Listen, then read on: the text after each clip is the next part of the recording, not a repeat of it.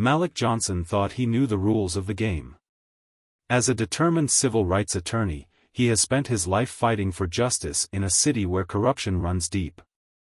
But when his beloved grandmother, Mama Rose, is brutally attacked, everything changes. What begins as a quest to bring her attackers to justice quickly spirals into a dark conspiracy that reaches the highest levels of power. In his pursuit of the truth, Malik uncovers a sinister connection to his own past, a revelation that his father's death was no accident, but a murder orchestrated by the ruthless Richard Whitmore. With every step he takes, Malik finds himself hunted by powerful enemies who will stop at nothing to silence him. As the walls close in, Malik must rely on a handful of trusted allies to expose the secrets hidden for decades. But with his career in shambles, his loved ones threatened, and his own life on the line, Malik faces an impossible choice: seek justice within the bounds of the law or cross the line to take down those who have turned his city into a playground for the corrupt. Based on a true story. Before we dive into this powerful story, let us know where you're tuning in from, and if you find it compelling, don't forget to hit subscribe. Malik Johnson glanced at his watch, anxiety tightening his chest as he waited for the elevator to reach the top floor of the courthouse. Today was a big day, the culmination of months of preparation to argue on behalf of a marginalized community facing unjust evictions. He could feel the weight of the case pressing on his shoulders, knowing it could either elevate his career or ruin his reputation if he failed. The elevator doors slid open with a chime, and he stepped out into the bustling hallway.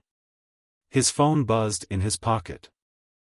He almost ignored it, thinking it was just another reminder from his assistant, but something in his gut told him to check. As he glanced at the screen, his heart skipped a beat. "Help me. They won't leave me alone." The text was from Mama Rose, his beloved grandmother. For a moment, everything around him blurred. Mama Rose, the woman who had raised him after his parents' untimely death, was more than just a grandmother. She was his rock, his moral compass. He couldn't ignore her distress. Not now, Malik muttered to himself, torn between his duty to his client and his obligation to his family. But as he dialed her number, there was no answer. Panic began to set in. Without a second thought, Malik bolted back into the elevator, jabbing the button for the ground floor. His assistant's confused voice called out behind him, but he was already gone, racing toward his car parked outside. The courthouse case would have to wait. Mama Rose came first. The drive to the community center where she volunteered felt like an eternity. Malik's mind raced with horrible possibilities. Mama Rose had always been tough, never one to back down from standing up for what was right. But she was 78 years old, too fragile to fend off anyone who wished her harm. When Malik skidded to a stop in front of the center, the scene that greeted him was worse than he imagined. A small crowd had gathered, whispering and pointing. Malik pushed through, his heart pounding in his ears. There, on the cracked sidewalk, was Mama Rose, her frail body sprawled out, her face bloodied and bruised. "Grandma!" Malik cried, dropping to his knees beside her. She was conscious but barely. Her eyes fluttered open, glazed with pain. They said you need to stop," she whispered, her voice a weak rasp. "They know who you are, and they won't stop."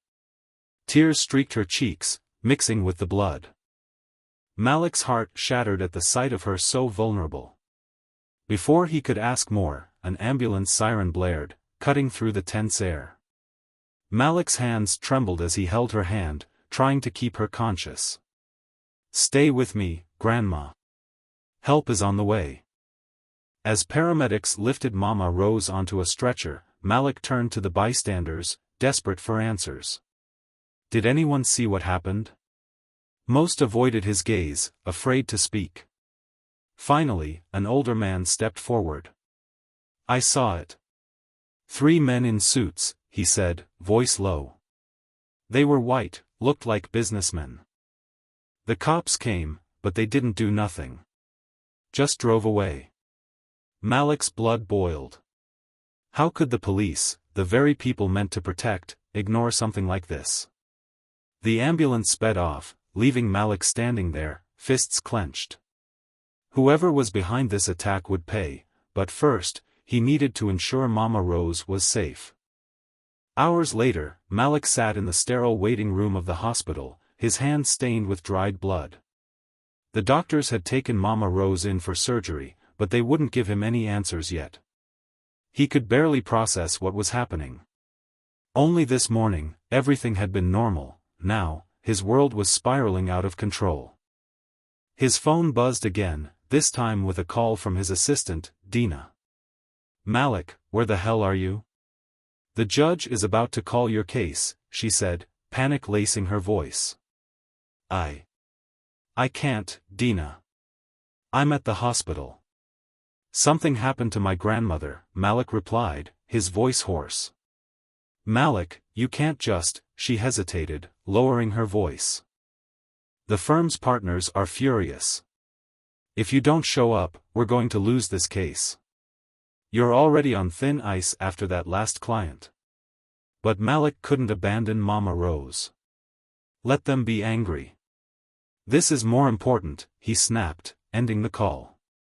As he leaned back in his chair, Malik realized the full weight of his decision. The case he was supposed to argue was now lost, and with it, his reputation. The media would spin this as him abandoning his clients, and his firm would likely cut ties with him. But he couldn't bring himself to regret it. Family came first, no matter the cost. A weary doctor finally emerged, pulling off his mask. "Mr. Johnson? Your grandmother is stable, but she's in critical condition. We'll need to keep her in intensive care." Malik nodded, relief washing over him, but it was short-lived. The doctor hesitated, then continued. "There's something you should know. Your grandmother was conscious for a moment, and she insisted that you be careful. She said, they know who he is. Tell him they won't stop until he's silenced." The word sent chills down Malik's spine. This was more than just a random act of violence, it was a warning. Someone powerful wanted him to stop whatever he was doing, and they were willing to hurt the one person he loved most to make their point. As Malik left the hospital, the weight of everything pressed down on him like a suffocating fog. His grandmother's attackers were still out there, and the police wouldn't lift a finger to help. He was on his own. But whoever did this had made one crucial mistake: they came after the wrong family.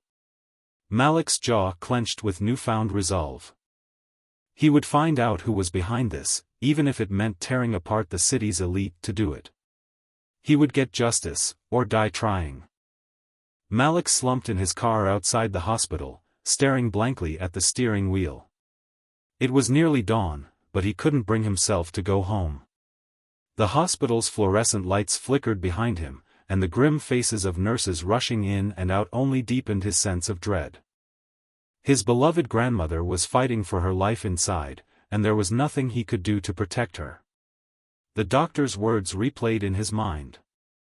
"They know who he is, tell him they won't stop until he's silenced." What did it mean? Why would anyone target Mama Rose just to send him a message? Malik's thoughts were interrupted by the harsh buzzing of his phone. It was Dina, again. He hesitated, knowing she'd only have more bad news, but he couldn't ignore it forever. "Malik," Dina said, her voice edged with anxiety. "The partners are furious.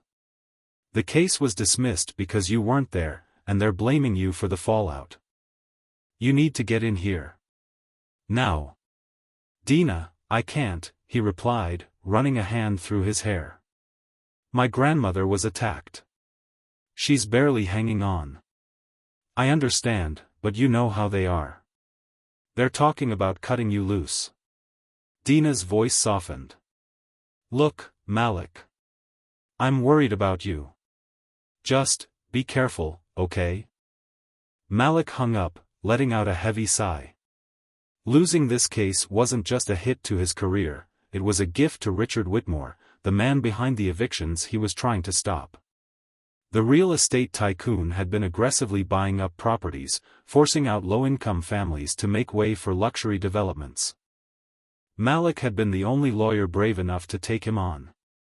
Now, it seemed Whitmore had found a way to neutralize him.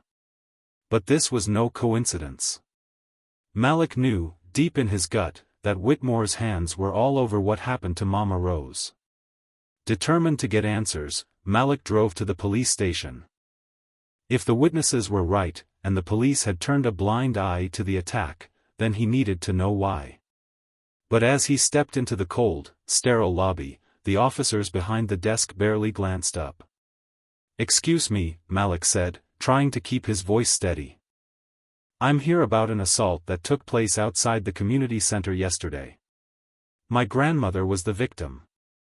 One of the officers, a grizzled man with a cynical smirk, barely looked up from his paperwork. "Sorry, can't help you," he said with a shrug. "We're short-staffed." Malik felt his temper flare. "Short-staffed? My grandmother was beaten within an inch of her life, and your officers did nothing to stop it. I want to speak to whoever was on duty last night." The officer's eyes darkened. "Listen, buddy, you're not the only one with problems. You think you can waltz in here and demand answers? Get in line." Before Malik could argue, a younger officer appeared from the back. He was slimmer, with dark circles under his eyes and a nervous demeanor. "Mr. Johnson," he said quietly. "Can I have a word with you?" Malik followed the officer into a small interview room. The door clicked shut, and the officer leaned in close, his voice barely more than a whisper. "You need to be careful, sir. There are some things you don't want to stir up around here." Malik's heart raced. "What are you talking about?" "Word is, some very powerful people want you to back off your cases," the officer continued, glancing nervously at the door. "The men who attacked your grandmother, they weren't street thugs. They were hired." "Hired by who?" Malik demanded, his voice rising. The officer shook his head. "I don't know, and frankly, I don't want to know. But there's talk that they were connected to Whitmore. The captain, he's in Whitmore's pocket. That's why no one responded when your grandmother was attacked." Malik felt a cold rage settle in his chest. "Why are you telling me this?" The officer swallowed hard, his eyes darting to the door again. "I'm telling you because I know you're not the type to back down. But if you don't, you're going to find yourself in a lot more trouble than you can handle." Before Malik could ask more questions, the officer abruptly stood up and walked out, leaving Malik alone in the small room. The revelation hit him like a freight train. If the police were protecting Whitmore, then he was truly on his own. As Malik stepped back into the harsh morning light, he felt a surge of determination. Whitmore and his cronies had clearly underestimated him. They thought they could scare him into submission by going after Mama Rose. But they had only fueled his resolve. He drove to his office, hoping to gather whatever evidence he had left on Whitmore's operations, but as he approached, he noticed a black SUV parked across the street. Two men in dark suits watched him intently. Malik's skin prickled with unease. He entered the building and rushed up to his office, only to find it in complete disarray. Papers were scattered everywhere, his computer was smashed, and cabinets had been rifled through. Whoever had done this wasn't trying to be subtle, it was a message. Dina, who had just arrived, stood frozen in the doorway. "Oh my God, Malik. What happened?" "Someone's trying to shut me down," Malik muttered, surveying the damage. "They don't want me digging into Whitmore's business." Dina's eyes filled with worry. "Maybe you should back off, Malik. This is getting dangerous." But Malik's jaw tightened. "That's exactly what they want. I'm not going to stop until I find out who's behind this." He picked up a shattered photo of Mama Rose from the floor, her warm smile now hidden behind cracks in the glass. They made it personal. Now it's war. As he began picking up the scattered papers, his phone buzzed again. This time, it was a text from an unknown number. "Back off, or next time, she won't survive." Malik's hands shook as he read the message. They were threatening Mama Rose again, even as she lay helpless in a hospital bed. But instead of fear, he felt a fire ignite inside him. If Whitmore wanted a war, Malik would give him one. The gloves were off now. He was done playing by the rules. The morning sun filtered through the blinds of Malik's small apartment, but there was no warmth to be found. Malik stood by the window, staring out at the bustling city below. His mind was racing, replaying the cryptic conversation he'd had with the nervous officer at the police station. Hired attackers. Corrupt cops. Everything pointed back to one name, Richard Whitmore. Malik's phone buzzed on the kitchen counter, jolting him from his thoughts. It was a text from Dina. "Firm wants to see you ASAP. They're not happy." Malik cursed under his breath. After the attack on his grandmother and the break-in at his office, the last thing he needed was more pressure from the firm. But he knew he couldn't avoid this confrontation forever. Throwing on a jacket, Malik left his apartment and headed downtown. As he walked through the crowded streets, his eyes darted around, wary of anyone watching him. The black SUV he had seen near his office the day before was nowhere in sight, but the threat still lingered in the back of his mind. Someone was pulling the strings, trying to shut him down. The moment Malik stepped into the sleek glass building of his law firm, he felt the tension in the air. Colleagues who usually greeted him warmly avoided his gaze. Dina was waiting for him at the front desk, her expression a mix of sympathy and worry. "Malik, the partners are in a meeting," she whispered. "They're seriously considering letting you go." "They want me to drop the Whitmore investigation," Malik replied, his voice tight with frustration. "They're scared, Malik. The break-in, the threats. This isn't just about business anymore. They think you're putting everyone in danger." Malik nodded grimly and made his way to the conference room. The senior partners, a group of older, suited men, sat around a polished oak table. As he entered, they stopped talking, their eyes turning to him with barely concealed frustration. "Malik," began Roger Hale, the managing partner. "We need to talk about your priorities. If this is about the case I missed, I already told Dina." "This isn't just about one case," Hale interrupted, leaning forward.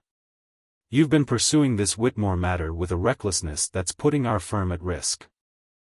We've received anonymous threats, and frankly, it's not worth it." Malik's hands clenched into fists at his sides. "So you're just going to let Whitmore get away with what he's done? You're going to let him silence the people he's hurting?" Hale's eyes narrowed. "This isn't about right or wrong, Malik. It's about survival. The firm's clients don't want to be associated with someone who's drawing this kind of heat. If you don't back down, we're going to have to part ways." The words hit Malik like a punch to the gut. They were throwing him under the bus to save themselves. Without another word, he turned on his heel and stormed out of the conference room, fury burning in his chest. If he was on his own, so be it. He would take Whitmore down without their help. Outside the office building, Malik's phone buzzed again, this time with an unknown number. He hesitated but picked up. "Mr. Johnson?" The voice was a low whisper, almost drowned out by the city's noise. "I have information you might want."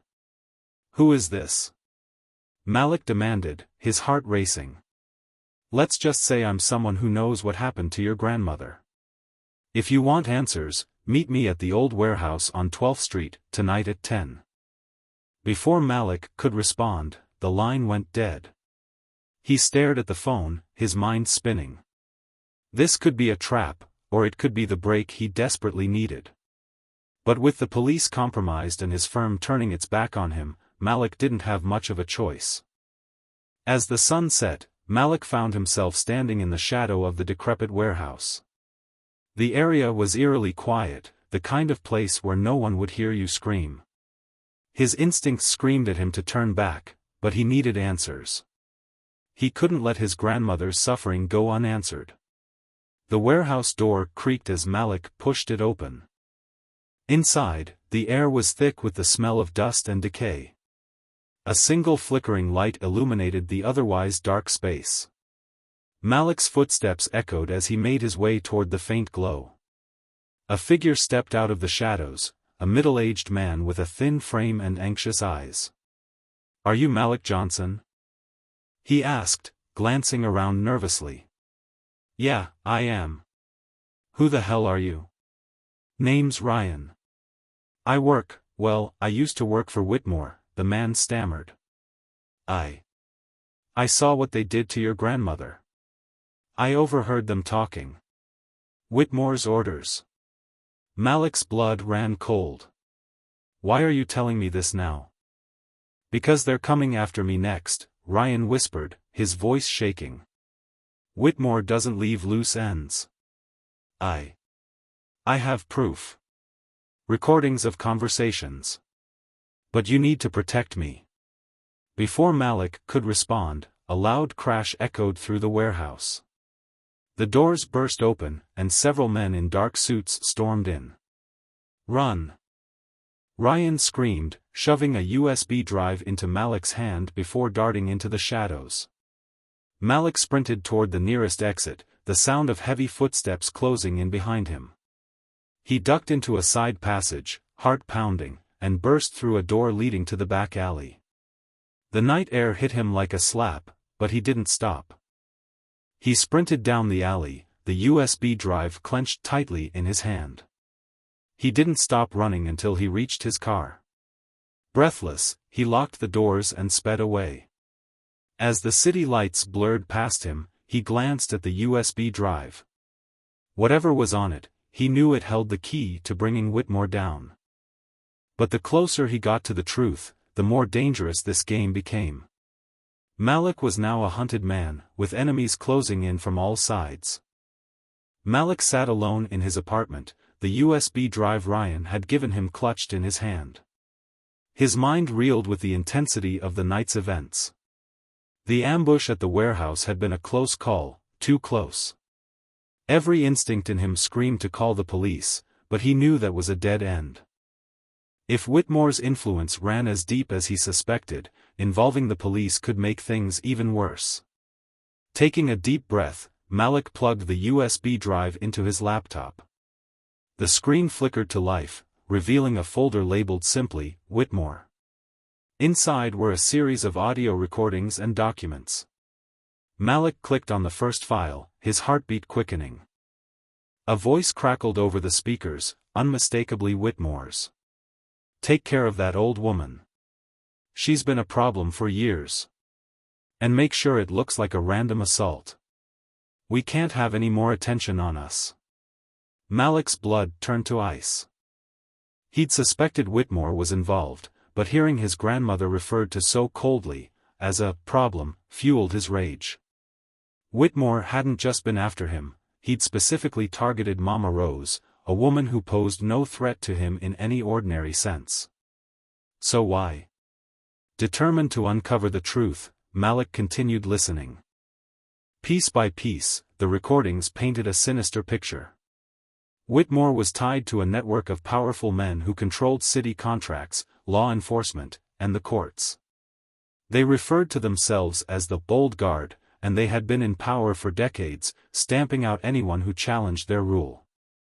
Then, in one of the recordings, Malik heard a name he never expected.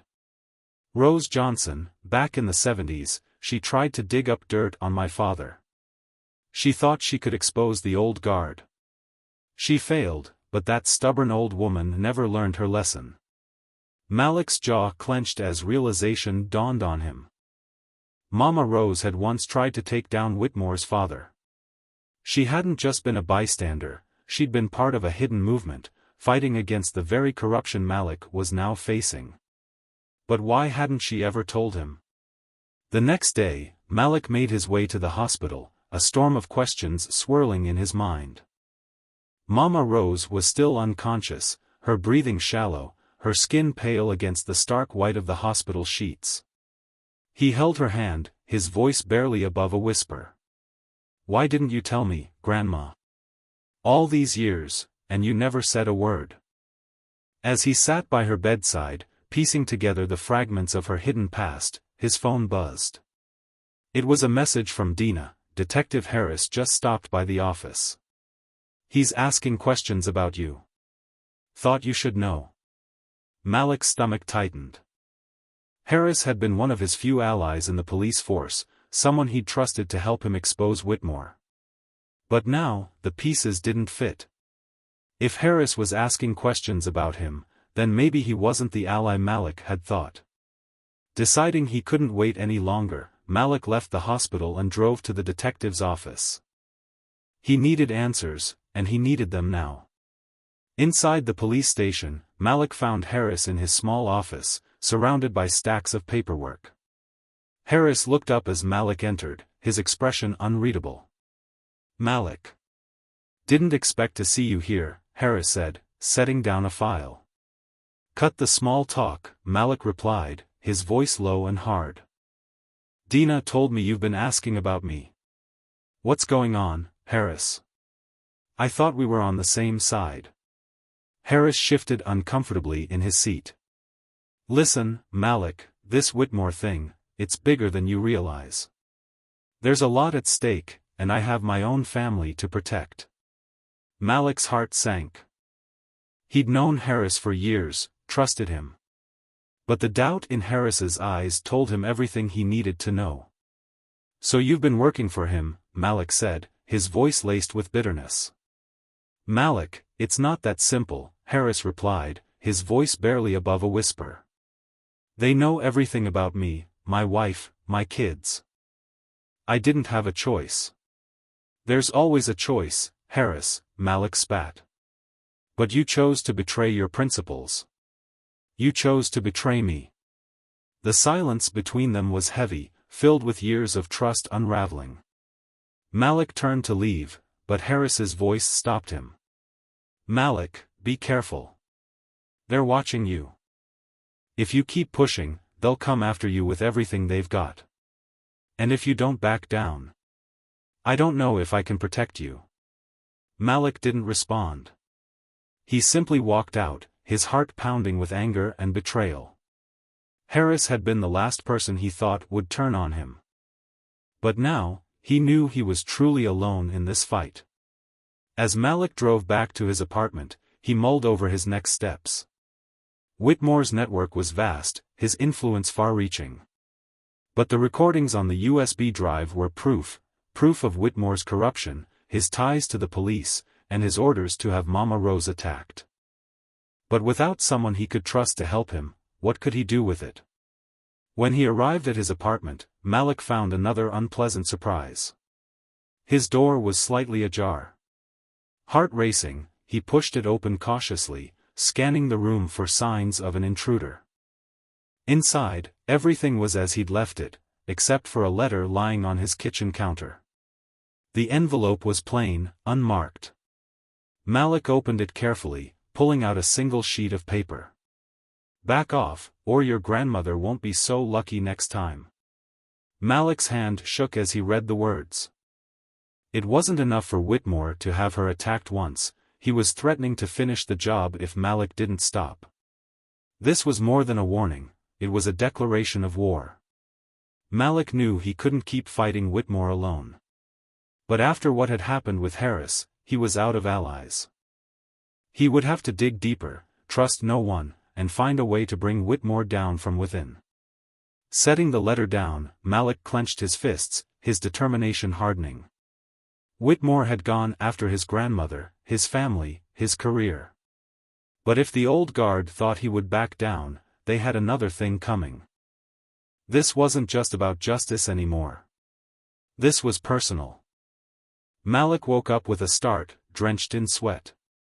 The words from the threatening letter still echoed in his mind, "Back off, or your grandmother won't be so lucky next time." He couldn't shake the feeling that he was being watched. Every creak of his apartment, every shadow outside his window, felt like a threat. The morning light did little to calm his nerves as he sat at his kitchen table, staring at the scattered papers and the USB drive that held the damning evidence against Richard Whitmore. This was his one shot at justice, but with the police and even his own firm turning against him, he was truly alone. As he sipped his coffee, Malik's phone buzzed with a notification. It was an email from the city council. His case against Whitmore's redevelopment project had officially been dismissed. The firm had withdrawn their support, citing irreconcilable differences. It was their polite way of saying they were washing their hands of him. Malik clenched his jaw.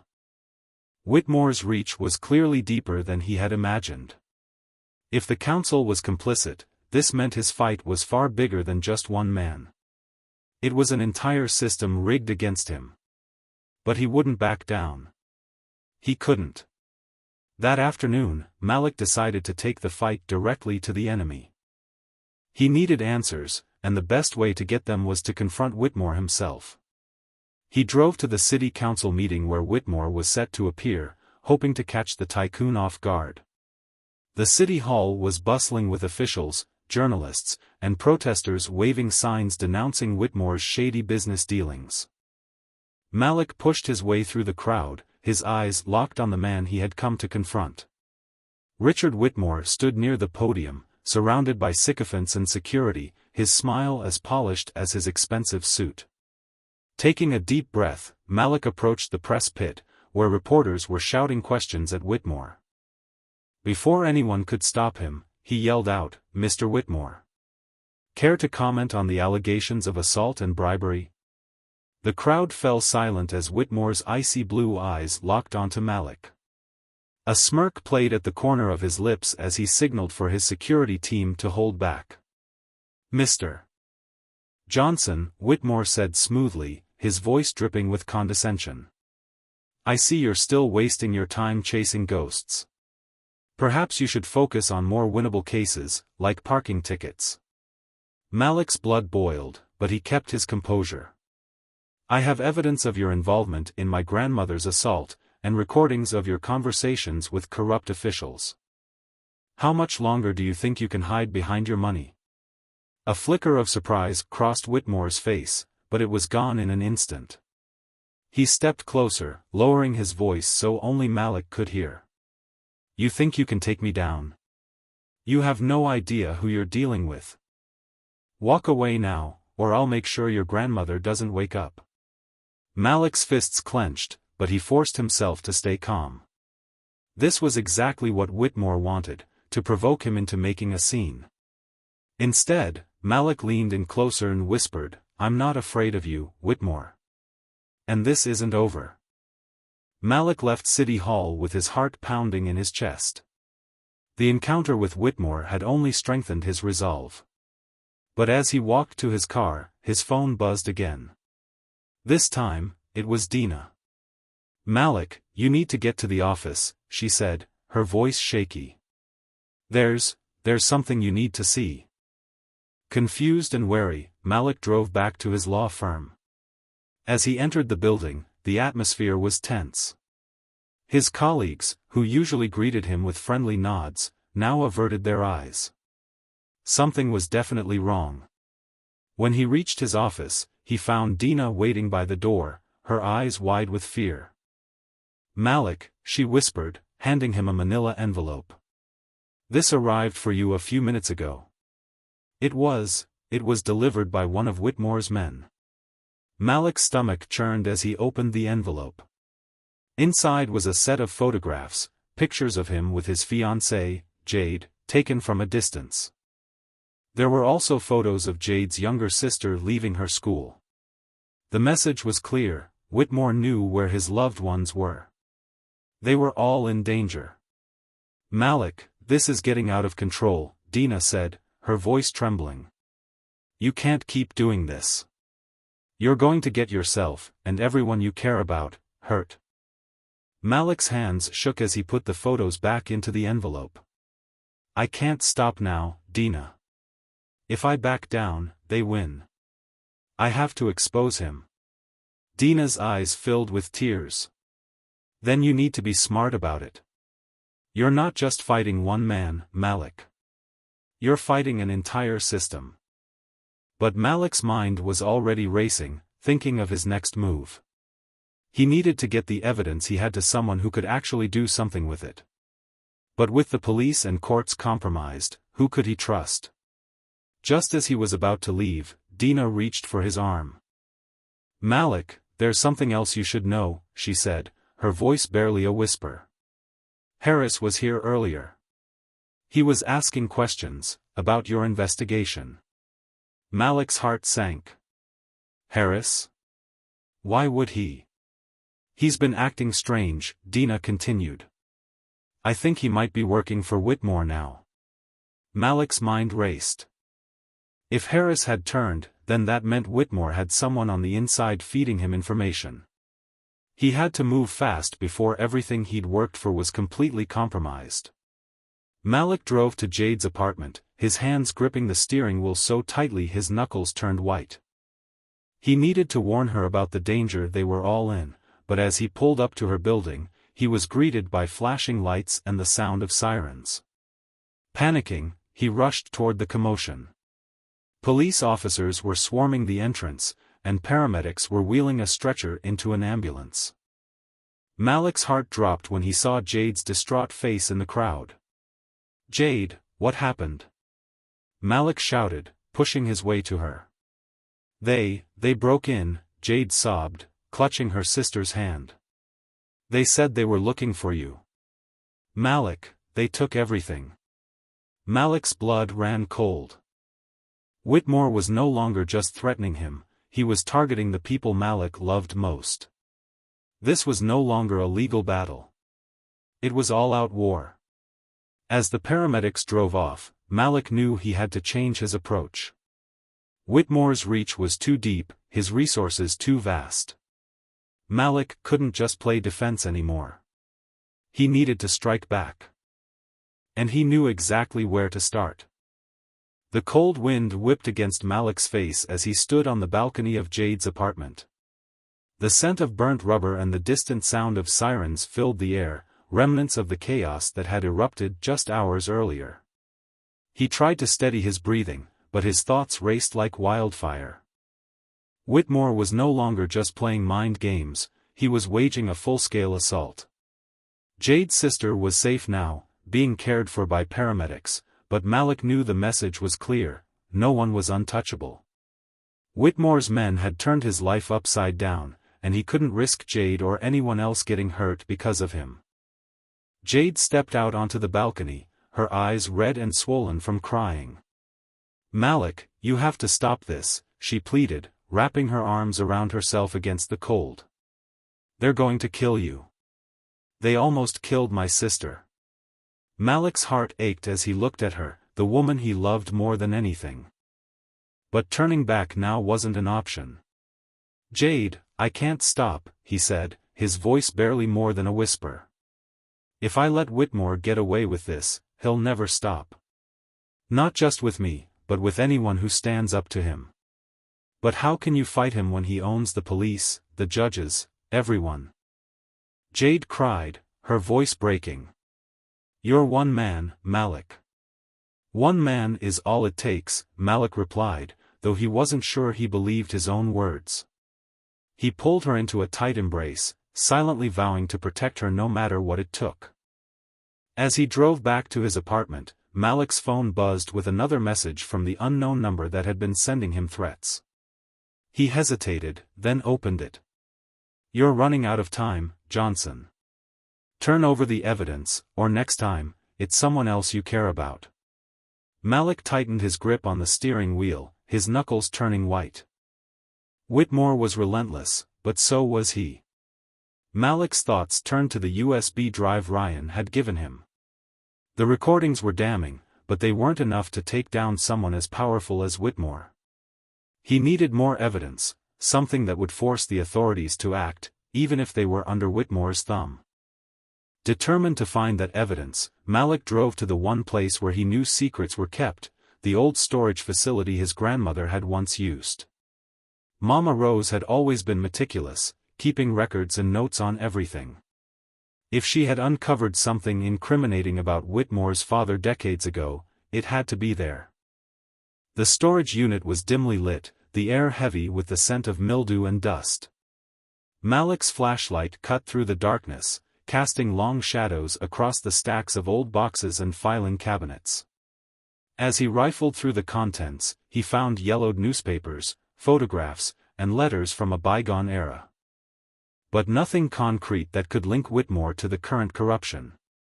Then, at the bottom of an old wooden chest, he discovered a worn leather-bound journal with Mama Rose's handwriting on the cover. Malik's hands shook as he opened it. The pages were filled with notes, dates, and names, a detailed account of the crimes Whitmore's father had committed to secure his fortune. One entry stood out. November 2, 1976, Richard's father orchestrated the demolition of the community center to force out black families. Those who resisted were beaten or disappeared. I have evidence. They will not silence me. Malik's eyes widened. This was the smoking gun he needed. Mama Rose had been gathering evidence against Whitmore's family for years, and they had retaliated to keep her quiet. But now, that evidence was in his hands. Just as he was about to snap photos of the journal entries, the sound of footsteps echoed through the narrow hallways of the storage facility. Malik's heart leapt into his throat. He turned off his flashlight and crouched behind a stack of boxes, straining to listen. The heavy footsteps grew louder, accompanied by hushed voices. He has to be here somewhere. The boss wants that evidence destroyed tonight. Malik's pulse quickened. Whitmore's men had found him. He silently cursed himself for not being more careful. Clutching the journal to his chest, he inched toward the back exit, trying to stay out of sight. As he neared the door, a beam of light swept across the room, nearly catching him. Malik held his breath, praying they wouldn't notice the slight movement. One of the men cursed under his breath. "Keep looking. The boss said he can't leave with anything." Malik's heart pounded as he reached the exit door. He pushed it open slowly, wincing at the creak. The cold night air hit him like a slap as he darted into the alley behind the building. He didn't stop running until he reached his car, his breath coming in ragged gasps.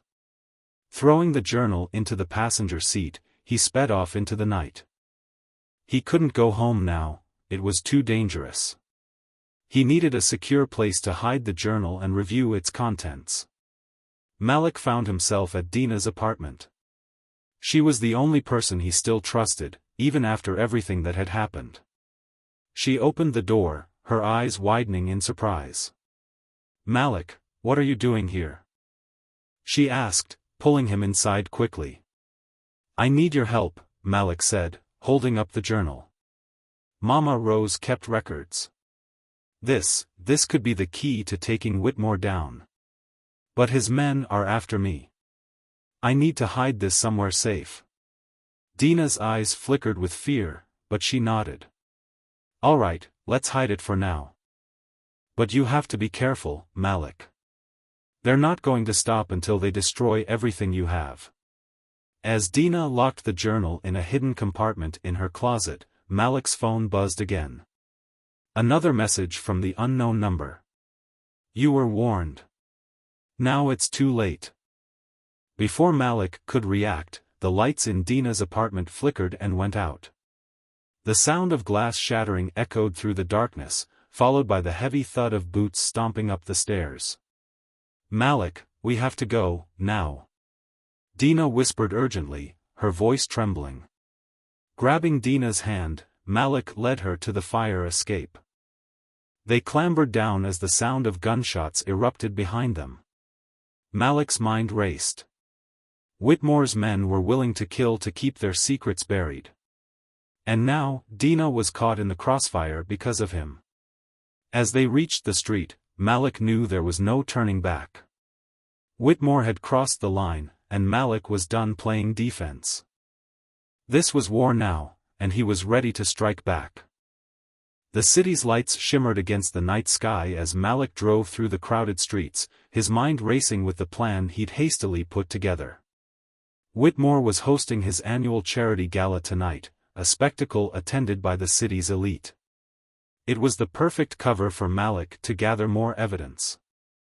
He needed something stronger, something undeniable that would finally force the authorities to take action against Whitmore. Malik glanced at the passenger seat, where a crumpled suit and a waiter's uniform lay. He had managed to get his hands on an entry badge and disguise thanks to Dina's connections. The plan was simple: sneak in, find Whitmore, and see if he could catch him saying something incriminating. But as Malik tightened his grip on the steering wheel, he couldn't shake the feeling that he was walking into a trap. The clock on his dashboard read 8:47 p.m. He had just over an hour before the gala would be in full swing. If he timed it right, he could blend in with the waitstaff and move unnoticed through the event. But if he was caught, there was no telling what Whitmore's men would do to him. The grand ballroom of the Whitmore Hotel was awash in opulence. Crystal chandeliers bathed the room in a golden glow, and the sound of laughter and clinking glasses filled the air. Men in tailored tuxedos and women in elegant gowns mingled, oblivious to the darkness lurking just beneath the surface of their glittering world. Dressed in the waiter's uniform, Malik entered the ballroom with a tray of champagne flutes balanced in one hand. He kept his head down, avoiding eye contact as he maneuvered through the crowd. His heart pounded in his chest, every muscle tense as he scanned the room for Whitmore.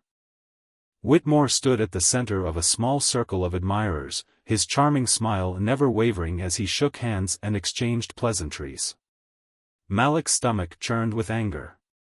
The man who had ordered the brutal attack on Mama Rose was basking in the adoration of the city's elite, completely unbothered by the destruction he left in his wake. Malik's earpiece crackled with Dina's voice, hidden in his collar. "Malik, you're in. I've hacked into the security cameras. The room to Whitmore's private office is down the hall to your left. You need to move fast before they change the guard rotation." "Copy that," Malik whispered under his breath, adjusting his grip on the tray. He weaved through the crowd, careful to stay in character. The sound of laughter and music faded as he slipped into a side hallway, leaving the glitz and glamour behind. The hallway was dimly lit and eerily quiet, a stark contrast to the lively ballroom. Malik's heart pounded as he approached the door to Whitmore's office. He glanced around to make sure no one was watching, then used the stolen access card to slip inside. The office was lavishly decorated, with expensive leather furniture and floor-to-ceiling bookshelves. Malik quickly shut the door behind him and began searching for anything that could link Whitmore to the crimes documented in Mama Rose's journal. He rifled through drawers, scanned bookshelves, and flipped through files, but found nothing of immediate value. Just as he was about to give up, he noticed a laptop on the mahogany desk. It was still powered on, with the screensaver flickering. Malik's fingers flew over the keyboard, bypassing the login screen with the skills he'd learned from his days as a law student hacking into mock databases for fun. As the desktop loaded, Malik's eyes widened. There were encrypted files labeled with names he recognized: local politicians, police chiefs, judges. This was it, evidence of Whitmore's ties to the city's most powerful figures. "Dina, I found something," Malik whispered into his earpiece. "I'm downloading the files now." "Hurry up, Malik," Dina's voice crackled back. "You have less than 5 minutes before the guards check this area." Malik inserted a flash drive and started copying the files. His hands trembled with adrenaline, but just as the progress bar neared completion, the sound of approaching footsteps echoed from the hallway. He froze, eyes darting to the door. The download finished with a soft beep. Malik yanked the flash drive from the laptop just as the door burst open. 2 of Whitmore's security guards stormed in, their eyes widening in surprise at the sight of him. "Hey! You're not supposed to be here," one of them shouted, reaching for his radio. Without thinking, Malik grabbed a heavy paperweight from the desk and hurled it at the guard's head. The man staggered back, giving Malik just enough time to dart past them and into the hallway. Alarms blared, and red lights flashed as Malik sprinted toward the exit. Malik burst back into the crowded ballroom, trying to blend in with the guests as chaos erupted around him. The security guards were close behind, pushing through the sea of confused partygoers. Malik's earpiece crackled again. "Malik, head toward the kitchen." Dina's urgent voice directed him. "There's a service entrance that leads to the back alley." With his heart pounding in his chest, Malik dodged past bewildered guests and slipped into the kitchen. The smell of searing steak and spices filled the air as chefs shouted in confusion. He spotted the service entrance Dina had mentioned and pushed through it, bursting into the cold night air. Breathless, Malik sprinted down the dark alleyway. He could hear the guards shouting behind him, but he didn't dare look back. His lungs burned as he rounded a corner, ducking into a narrow side street. The sound of footsteps grew fainter until they finally disappeared. Only when he was sure he was safe did Malik slow down, collapsing against a brick wall to catch his breath. He reached into his pocket and pulled out the flash drive, holding it up to the faint light of a street lamp. "Dina," Malik panted into his earpiece. "I've got the files. Tell me you can decrypt them." "Send them over," she replied, relief evident in her voice. "This might be exactly what we need." But as Malik pushed himself off the wall and started walking back toward his car, his phone buzzed with another message from the unknown number. "You're playing a dangerous game, Johnson. If you don't stop, your grandmother won't be the only one who suffers."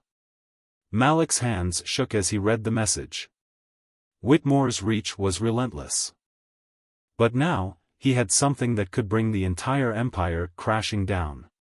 With renewed determination, he drove off into the night, ready to take the next step in his battle against Whitmore. Whatever it took, he was going to expose the truth, no matter the cost. Malik's fingers trembled as he drove through the city streets, the USB drive burning a metaphorical hole in his pocket. The files he'd stolen from Whitmore's laptop held the power to expose the sinister network that had tormented him for weeks. But the message he'd received just moments ago still echoed in his mind: "If you don't stop, your grandmother won't be the only one who suffers." He glanced at his phone. The screen displayed a missed call from Jade.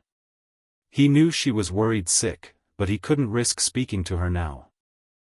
Whitmore's men were clearly monitoring his every move. He couldn't afford to slip up. The files on the USB were invaluable, but he needed to decrypt them before they could be used. Dina had managed to crack a few of them, enough to confirm what they contained: lists of bribes, secret payments to officials, and records of violent enforcements against Whitmore's enemies. But there were still encrypted files with names he didn't recognize, and Malik was certain they held the key to bringing down Whitmore's entire operation. However, there was another problem. Malik was running out of allies, and the walls were closing in. With the police and courts in Whitmore's pocket, Malik needed someone who could help him bring this evidence to light without getting killed in the process. He took a sharp turn and sped toward the one place he'd never thought he'd go: the residence of Judge Carter, the same man who had dismissed Mama Rose's case. The judge lived in a sprawling mansion on the outskirts of the city, a far cry from the modest apartment where Malik had grown up. Malik's breath came in shallow gasps as he walked up the stone steps, his mind racing. He knew Carter was corrupt, he'd seen his name on the list of officials being paid off by Whitmore. But desperate times called for desperate measures. The butler who answered the door hesitated but let Malik in after recognizing him. "The judge is in his study," he said, eyeing Malik with suspicion. Malik made his way down the lavish hallway, taking in the portraits and expensive art pieces lining the walls. He couldn't help but think of all the lives ruined by men like Carter and Whitmore, who used their power to crush anyone who dared stand in their way. Judge Carter looked up as Malik entered, his expression a mix of surprise and irritation. "Mr. Johnson," he said, setting down his glass of whiskey. "I didn't expect to see you here, especially unannounced." "I didn't come for pleasantries, Judge," Malik said, closing the door behind him. He tossed the USB drive onto the desk. This contains everything: evidence of Whitmore's corruption, bribes to city officials, even orders for the assault on my grandmother. Carter's eyes flickered with interest as he picked up the drive. "And why are you bringing this to me, Malik? Surely you don't expect me to go against Whitmore. I value my life." "You don't have a choice," Malik said, his voice cold. "I know you're on his payroll, but I also know something else." Malik leaned in closer. "I've seen the files, Judge. Whitmore's got dirt on you too. Affairs, money laundering, enough to end your career and send you to prison." Carter's face paled, his confident demeanor crumbling. "What do you want, Johnson?" "I want you to reopen my grandmother's case," Malik said. "And I want you to help me take Whitmore down. If you do, I can make sure your name doesn't get leaked. But if you refuse, I'll take this evidence straight to the press." The judge's eyes narrowed. "You're playing a dangerous game, Malik. Whitmore's men are everywhere.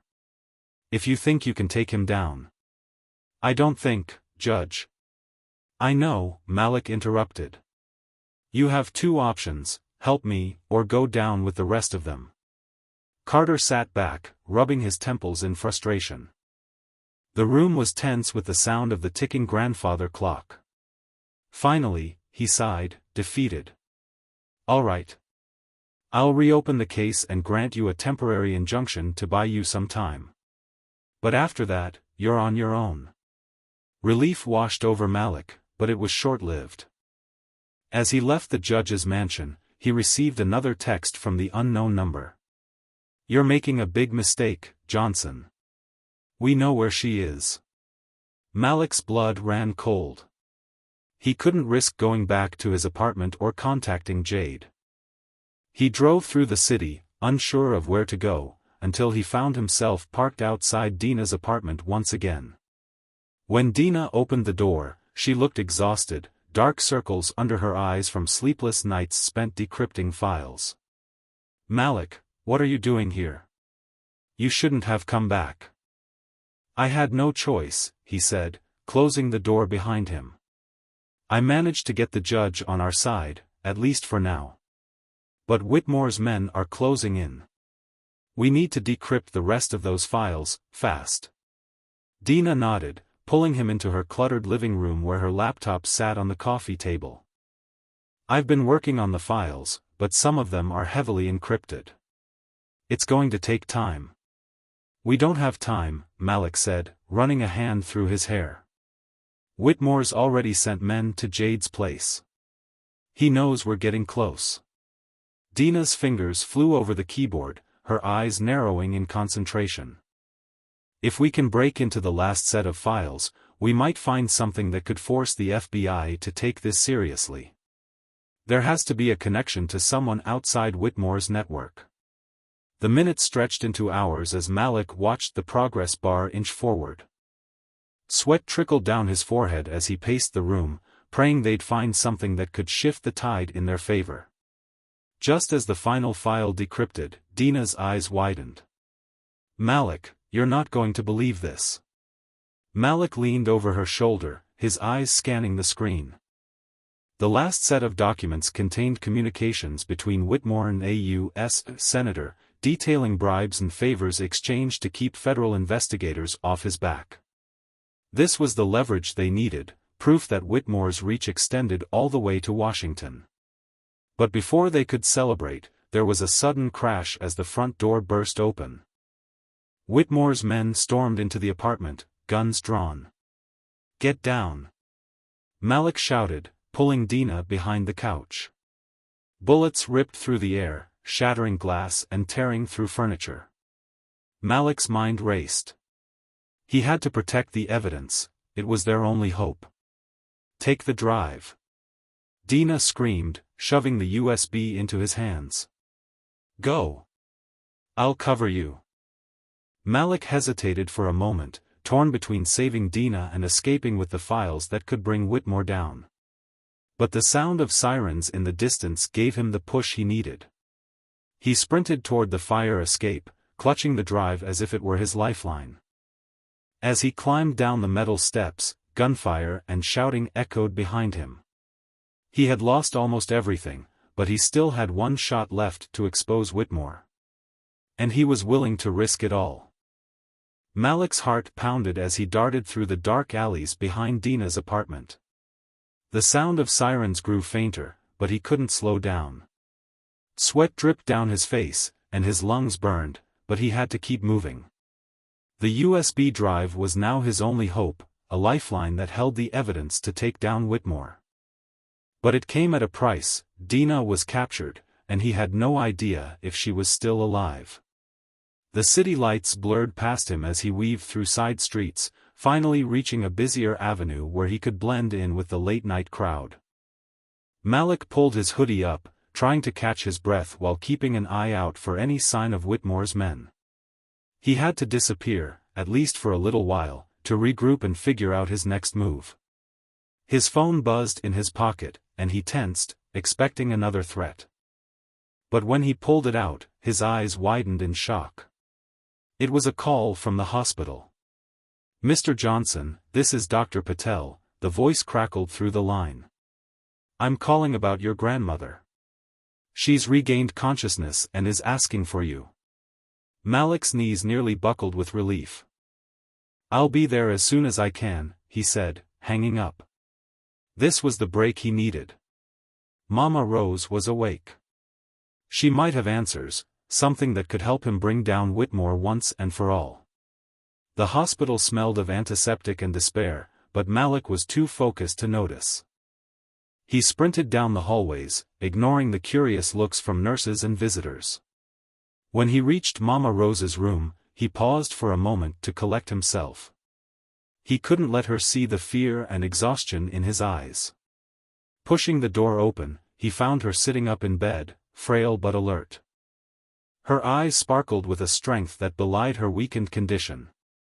"Grandma," Malik said softly, rushing to her side. He took her hand, overwhelmed with relief. "Thank God you're okay." Mama Rose's grip was surprisingly strong. "Malik, listen to me," she whispered urgently. "You don't have much time. They're not going to stop until they destroy everything." Tears stung Malik's eyes, but he blinked them away. "I know, Grandma. But I'm getting close. I found some files, things that can bring Whitmore down." Mama Rose nodded slowly, her face etched with pain. "You need to know the truth about Whitmore's family, and your father." Malik's breath caught in his throat. "My father? What are you talking about?" Taking a shaky breath, Mama Rose continued.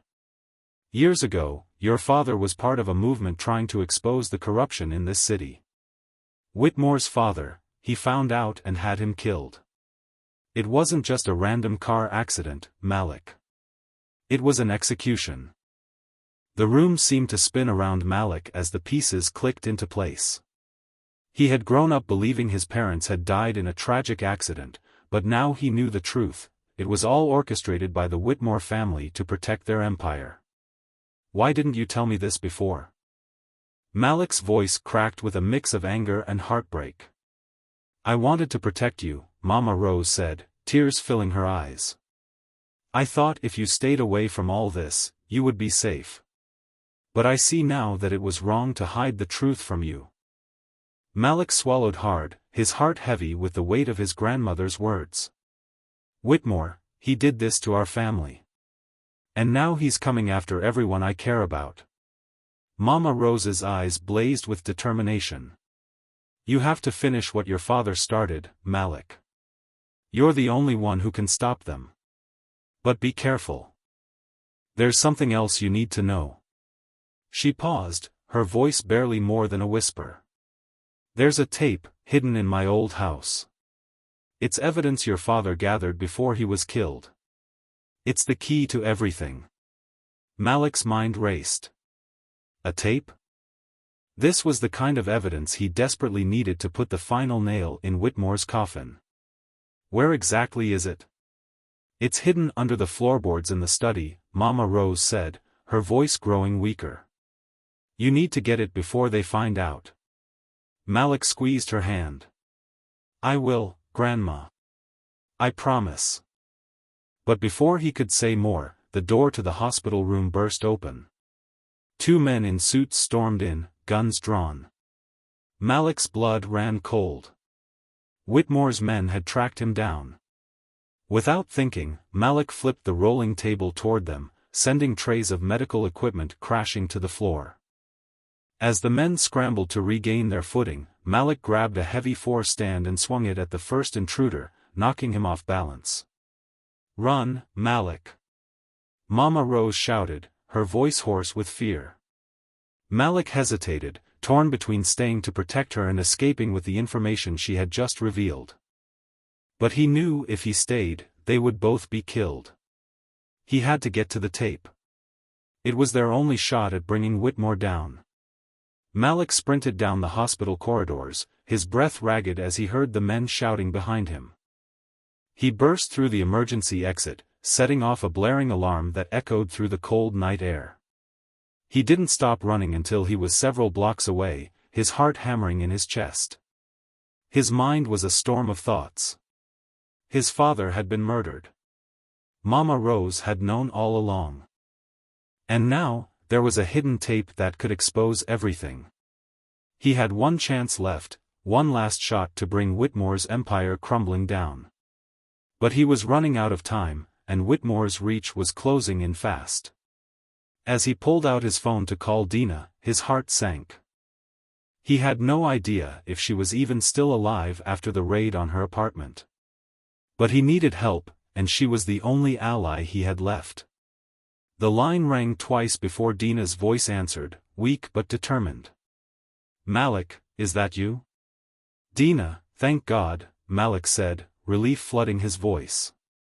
I found out something huge. My father, he was killed by Whitmore's family. There's a tape hidden in Mama Rose's old house. It's the key to everything. Dina was silent for a moment, then replied, I'll meet you there. But be careful, Malik. Whitmore's got eyes everywhere. Malik hung up, determination hardening his resolve. Whitmore had taken everything from him, but this was his chance to end it. He was done running. It was time to strike back. The moon hung low in the night sky as Malik drove through the dimly lit streets. His hands clenched the steering wheel, his mind racing with everything Mama Rose had revealed. His father's death was no accident, it was an execution orchestrated by the Whitmore family. And now, Malik was racing against time to retrieve the hidden tape that could finally expose their decades of corruption. He glanced at his phone, which displayed a single text from Dina. I'm on my way. Meet you at the house.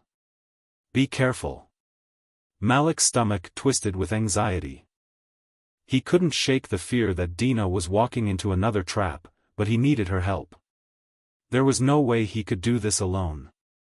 Whitmore's men were everywhere, and one wrong move could cost them their lives. The neighborhood grew darker as he neared Mama Rose's old house, a modest, weather-beaten place on the outskirts of the city. It had been abandoned for years, but it held the secrets of a fight that had been waged long before Malik was even born. As Malik pulled up to the curb, he killed the engine and sat in silence for a moment, listening for any signs of danger. The air was still, the only sound the distant hum of traffic. He took a deep breath, grabbed a flashlight and stepped out of the car. The house loomed before him, its windows dark like hollow eyes.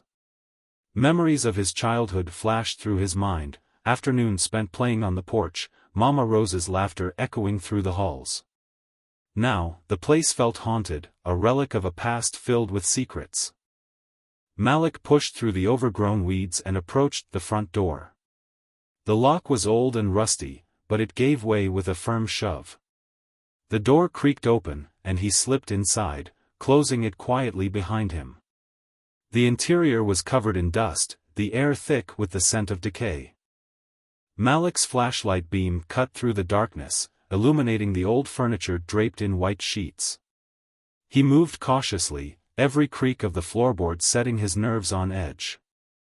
As he entered the study, his heart pounded. This was where Mama Rose had said the tape was hidden. Malik knelt on the floor and began prying up the loose floorboards near the old oak desk, just as she had described. The wood groaned in protest, but finally, he managed to pull up a section of the floor. His flashlight flickered over a small, dust-covered metal box hidden beneath. Malik's hands shook as he lifted it out, prying it open with trembling fingers. Inside was an old cassette tape labeled Evidence, November 1976. Relief washed over him, but it was short-lived. He had the tape, but getting out of here alive would be another matter. Just as Malik was about to leave, his phone buzzed with an incoming call. It was Dina. "Malik," she whispered urgently. "You need to get out of there. Now." "What? Why?" Malik asked, his pulse quickening. "I just got word. Whitmore's men are on their way to the house." "They know you're there," Dina replied, panic lacing her voice. "I'll try to delay them, but you have to move fast." The line went dead. Malik's heart leapt into his throat. He shoved the tape into his pocket and sprinted toward the back door, his footsteps muffled by the thick layer of dust. He could already hear the sound of tires screeching to a halt outside, the slamming of car doors, and muffled voices shouting orders. Bursting out the back door, Malik was met by the cold night air. He darted into the overgrown backyard, his breath coming in short, ragged gasps. The tall grass provided some cover, but it wouldn't be enough if Whitmore's men were armed. He could hear them now, the crunch of boots on gravel, flashlights cutting through the darkness. Malik pressed himself against the side of the house, his mind racing. He needed to get to his car, but it was parked out front, directly in the line of sight of Whitmore's men. Taking a deep breath, he decided to circle around the side of the house, keeping low to avoid detection. As he rounded the corner, he saw Dina's car pulling up to the curb. She stepped out, her eyes scanning the scene, looking for him. But before he could signal her, a loud voice barked from behind him. "There he is. Get him." Malik turned to see two men in suits charging toward him, guns drawn. Without thinking, he bolted toward Dina's car, adrenaline surging through his veins. The sound of gunfire erupted, bullets whizzing past his ears as he zigzagged through the yard. "Dina, go!" Malik shouted as he dove into the passenger seat. But instead of speeding away, Dina floored the gas pedal, driving directly toward the men. The car jolted as she swerved to avoid a hail of bullets, sending the gunman diving for cover. "Are you insane?" Malik yelled, gripping the dashboard. "Just hold on." Dina shouted back, her eyes wild with determination. She spun the wheel, sending the car careening down a narrow alley. The gunfire faded behind them as they sped through the darkened streets, tires screeching with every turn. For several tense minutes, they drove in silence, neither daring to speak until they were sure they had lost their pursuers. Finally, Dina pulled into an empty parking lot behind an old, abandoned warehouse. The only sound was the ticking of the car engine cooling down. Malik slumped back in his seat, his hands still shaking. "You almost got us killed back there." Dina turned to him, her eyes filled with fear and fury. "You're the one playing with fire, Malik. What the hell was so important that you had to risk your life?" Malik pulled the tape from his pocket and held it up. It's evidence my father gathered before he was killed. It's the key to taking Whitmore down." Dina's eyes widened. This could change everything." "Yeah," Malik said, nodding grimly. "But it won't matter if we don't get it to someone who can actually do something with it." Dina's phone buzzed, and she glanced at the screen. Her face went pale. "Malik, we've got another problem. There's an arrest warrant out for you. Whitmore's got the police involved now. They're saying you assaulted his men at the gala." Malik's stomach dropped. Of course he would twist it like that. He's tightening the noose. Then we need to move fast, Dina said. We have to get this tape out before they close in on us. Malik nodded, determination hardening his features. There's only one place left that they can't reach us, yet. We're going to the press. As Dina sped away from the parking lot, Malik held onto the tape like it was his last lifeline. He was done playing defense. It was time to go on the offensive, no matter the cost. The first light of dawn barely touched the horizon as Malik and Dina sped through the nearly deserted streets. The city was waking up, unaware of the storm that was brewing beneath the surface. Malik's hands were clenched tightly around the precious cassette tape that held the key to bringing Whitmore down. This is it, Dina, Malik said, his voice tight with determination. If we don't get this out now, Whitmore will bury us. We need the press. Dina glanced at him, her eyes filled with a mix of fear and determination. The press won't be enough, Malik. He's already bought off so many people. Even if we manage to get the story out, there's no guarantee anyone will act on it. We don't have a choice, Malik replied, shaking his head.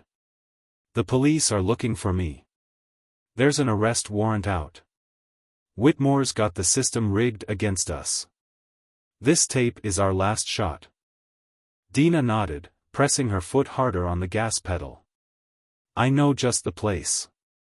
There's a journalist I trust, someone who hasn't been bought off by Whitmore. If anyone can get this story out, it's her. They arrived at a nondescript building in a rundown part of town. The paint was peeling and graffiti covered the walls, but to Malik, it represented hope. The press was his last refuge, the one place that might still be outside of Whitmore's grasp. Her name's Rachel Carter, Dina said as they climbed out of the car. She's a bulldog when it comes to exposing corruption. If we can convince her, she'll run with this. Malik nodded, clutching the tape in his jacket pocket. They hurried up the creaky stairs to the third floor, where Rachel's small office was located. Dina knocked on the door, and after a tense moment, it opened to reveal a woman in her 40s with sharp eyes and a wary expression. Dina, Rachel said, her gaze flicking to Malik. What the hell have you gotten yourself into? No time to explain, Dina replied quickly. We need your help. We have evidence that could expose Richard Whitmore and his entire network. But we're running out of time. Rachel's eyes narrowed, but she stepped aside, letting them in. The small office was cluttered with stacks of newspapers, files, and the smell of stale coffee. Malik handed Rachel the tape, his hands shaking. This tape is proof that Whitmore ordered hits on anyone who stood in his way, including my father. Rachel stared at the tape, her expression unreadable. If what you're saying is true, this could bring down a lot of powerful people. But are you sure this is enough? Whitmore won't go down without a fight. Malik nodded grimly. We don't need to take him down completely. We just need to expose enough that people start asking questions. If we can get the public on our side, it'll force the authorities to act. Rachel inserted the tape into an old player on her desk, and the room filled with the crackling sound of Whitmore's voice. Make sure Johnson never finds out what really happened to his father. I don't care what it takes. Silence anyone who gets too close. Malik's blood boiled as he listened. This was the proof he needed, not just of Whitmore's corruption, but of his personal vendetta against Malik's family. Rachel's eyes widened as she listened, her fingers tapping furiously on her laptop. This is explosive, she said, her voice barely above a whisper. I can get this out within the hour, but we'll need to be careful. If Whitmore finds out. Her words were cut off by the sound of shattering glass. The front window exploded inward as a flashbang grenade rolled into the room. Malik's instincts kicked in, and he grabbed Dina, pulling her to the ground just as a deafening blast rocked the tiny office. Move! Move! Malik shouted over the ringing in his ears. He pushed Dina toward the back exit, while Rachel struggled to grab her laptop. Through the haze of smoke and dust, masked men in tactical gear stormed the room, guns drawn. Malik's heart pounded as he realized they were out of time. Whitmore's men had found them. Malik, Dina, and Rachel bolted through the back door, stumbling down a narrow staircase that led to a grimy alley.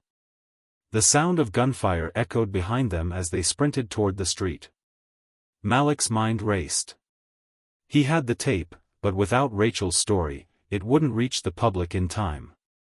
"Rachel, we need that laptop," Malik shouted. "It's the only way we can get this out." Rachel, panting hard, nodded and held up her phone. "I uploaded the audio files to a cloud drive before they breached the office.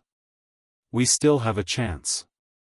Dina pulled Malik around a corner, guiding them toward her car.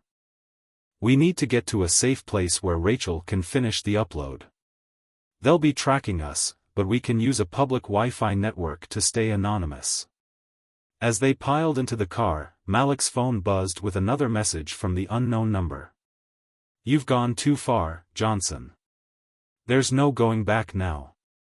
Malik ignored the message, his focus solely on getting Rachel to safety. They sped through the streets, zigzagging through traffic as bullets ricocheted off the back of the car. Dina gripped the wheel, her knuckles white as she swerved to avoid a collision. "Hold on," she yelled, turning sharply into an underground parking garage. The sudden maneuver sent their pursuers crashing into a concrete barrier behind them. For a moment, there was silence. "Go, Rachel. Get the files out now," Malik urged. "We don't know how long we have before they find us again." Rachel's hands flew over her phone's keyboard as she connected to a public Wi-Fi network. The seconds dragged into what felt like hours as she uploaded the files. Finally, she looked up, her eyes shining with triumph. "It's done," she said, a smile breaking through her exhaustion. "The files are out. Every major news outlet in the city just got the story." But before they could celebrate, the sound of sirens blared outside the garage. Malik's heart sank. Whitmore had pulled out all the stops, police cars surrounded the entrance, blocking their escape. "There's no way out," Dina whispered, panic creeping into her voice. Malik turned to Rachel. "You have to get away with Dina.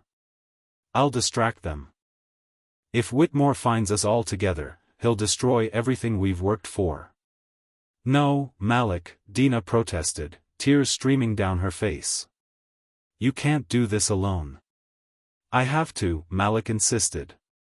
"This story needs to get out. It's the only way to stop him." Before they could argue further, Malik pushed open the car door and stepped out with his hands raised. The police shouted orders, their guns trained on him. As Malik surrendered, he saw Rachel and Dina slip away through a side exit. He had done it. The files were out. But now, he had to face whatever came next. The harsh fluorescent lights of the interrogation room flickered overhead, casting an eerie glow on the cold, metallic table.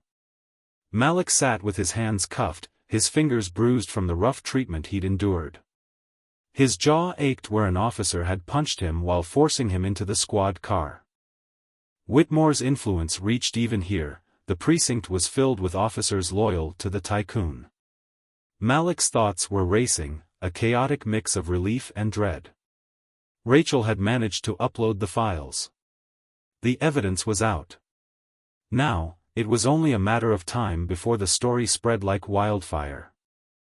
But Malik was still in the lion's den, surrounded by enemies. The door creaked open, and Detective Harris walked in, his face a mask of cold disdain. Malik's heart sank at the sight of the man he had once considered a friend. "Looks like you've made quite the mess, Johnson," Harris said, dropping a thick file on the table. "Assault, resisting arrest, conspiracy to incite violence, they're throwing the book at you." Malik glared at him, his eyes burning with defiance. "You think you can scare me, Harris? I'm not backing down." Harris leaned in, lowering his voice.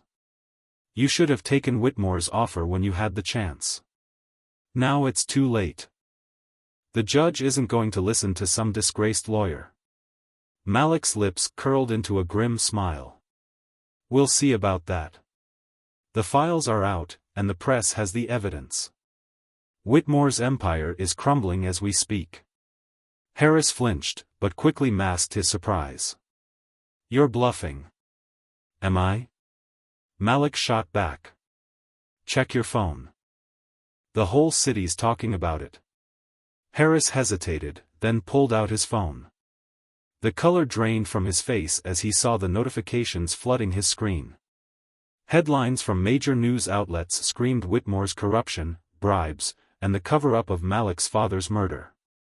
Malik watched Harris's confidence crumble, a small victory in the sea of chaos. Before Harris could respond, the door burst open, and a young officer stepped in. Sir, there's a problem, he said, panting. We've got protesters outside, reporters demanding answers. It's chaos out there. Harris cursed under his breath and stormed out, leaving Malik alone. For the first time in days, Malik allowed himself a moment to breathe. The truth was out. Now, he just had to survive the aftermath. Hours later, Malik found himself in the crowded courtroom, shackled and flanked by two stern-faced guards. The room buzzed with tension as reporters and spectators filled every seat, cameras flashing as he was led to the defendant's table. This wasn't just a trial, it was a spectacle. Judge Carter, the same judge Malik had blackmailed, sat at the bench, his face grim. Malik's stomach churned with anxiety. He had forced Carter's hand once, but now the judge's loyalty was uncertain. Whitmore's reach was long, and there was no guarantee that the system would finally play fair. The prosecutor stood, a smug smile on her face. Your Honor, the defendant Malik Johnson stands accused of assault, resisting arrest, and conspiring to leak confidential information. We have evidence proving his guilt.